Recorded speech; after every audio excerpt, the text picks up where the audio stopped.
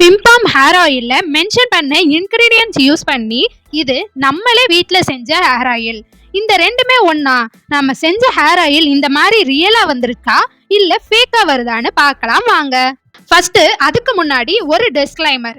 இது நான் ட்ரை பண்றது பிம்பாம் ஹேர் ஆயிலோட பிசினஸை டவுன் பண்றதுக்கோ இல்ல நெகட்டிவா பேசுறதுக்கோ கிடையாது. இப்போ நம்ம ஹேர் ஆயிலோட கலர், கன்சிஸ்டன்சி, ஸ்மெல்ல எல்லாமே அனலைஸ் பண்ணி பார்க்க போறோம். First colour. டிரான்ஸ்பரண்ட் பாட்டில்ல இருந்து பார்த்தா மைல்டு கோகனட் கலர் மாதிரி தான் இருக்கு, பெரிய வித்தியாசம் இல்ல. Second consistency. கையில எடுத்து பார்த்தா கோகனட் ஆயிலோட சின்ன சின்ன பிளாக் டாட் மிக்ஸ் ஆயிருக்கு. Third smell. கெமிக்கல் எதுவுமே இல்லாம ஒன்லி நேச்சுரல் ப்ராடக்ட்டை மட்டும் யூஸ் பண்ணி ஹேர் ஆயில் பண்ணா எப்படி இருக்குமோ அந்த மாதிரி நேச்சுரலா ஸ்மெல் வருது. பட் ஒன்று, இன்கிரீடியன்ஸ் எதுவும் அதிகமாக ஸ்மெல் வராம கோகனட் ஆயிலோட ஸ்மெல் அதிகமாக இருக்கு.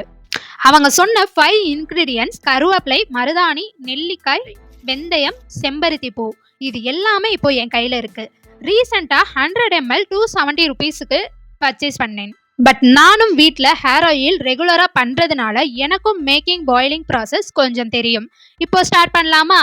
இப்போ தேங்காய் எண்ணெய் கொதிக்கிறதுக்கு முன்னாடியே நம்ம அரைச்சி வச்ச எல்லாமே அதில் மிக்ஸ் பண்ணி வெந்தயமும் சேர்த்துக்கணும். ஆனால் செம்பருத்தி பூ மட்டும் கடைசியாக நல்லா கொதிச்சு வந்த பிறகுதான் செம்பருத்தி பூவை மிக்ஸ் பண்ணணும். இப்போ நான் இந்த வீடியோவில் காமிக்கிற மாதிரி கலர் எல்லாமே சேஞ்ச் ஆன பிறகு அடுப்பை ஆஃப் பண்ணிட்டு பிளேட் வச்சு க்ளோஸ் பண்ணிடுங்க.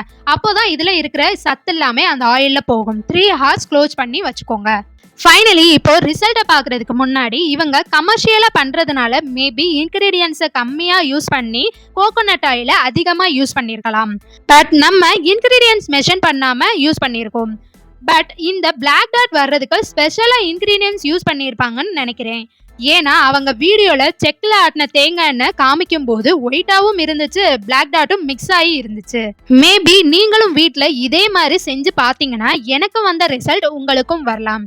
ஸோ இப்போ ஃபைனலி நம்ம செஞ்ச ஹேர் ஆயிலை டிரான்ஸ்பரண்ட் பாட்டிலில் ஊற்றி பார்க்கும்போது டார்க் க்ரீன் அண்ட் பிளாக் கலரில் இருக்கு. ஸ்மெல்லை பார்க்கும்போது ஆயிலை விட இன்கிரீடியன்ட் ஸ்மெல் அதிகமாகவே இருக்கு. கன்சிஸ்டன்சியை செக் பண்ணும்போது ரெண்டுமே சேமாக தான் இருக்கு. பட் நான் உங்களை பிம்பாம் ஹேர் ஆயிலை வாங்க வேணாம்னு சொல்லலை. மேபி ஸ்பெஷல் இன்கிரீடியன்ஸ் கூட அவங்க ஆட் பண்ணியிருக்கலாம். ஸோ எல்லாமே உங்கள் டிசிஷன் தான்.